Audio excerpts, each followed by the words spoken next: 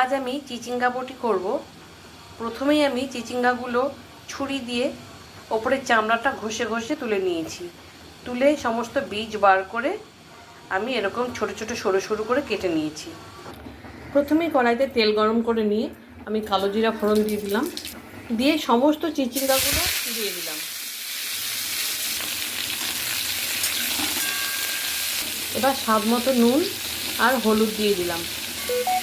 এবার নাড়তে নাড়তে ভালোভাবে ভাজা আর সেদ্ধটা হতে থাকুক, আমি ঢাকা দিয়ে দেবো। এখানে একটা মশলা করে নিচ্ছি। 15-20টা চীনাবাদাম, 2 চামচ মতো সাদা তিল, 2 চামচ পোস্ত আমি একসঙ্গে মিহি করে গ্রাইন্ডারে বেটে নেব। তার সঙ্গে 2-3টে কাঁচা লঙ্কা দিয়ে দেবো।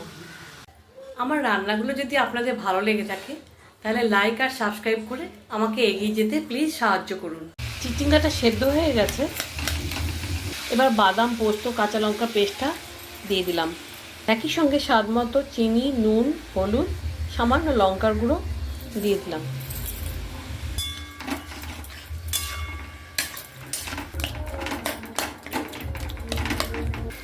একটা কাঁচা লঙ্কা দিয়ে দিলাম। বাদাম, পোস্ত, তিল দিয়ে আমার চিচিঙ্গা বটিটা হয়ে গেছে।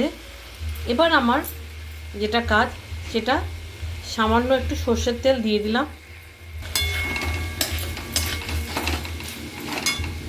এবার আমি চিচিঙ্গাটা নামিয়ে নেব।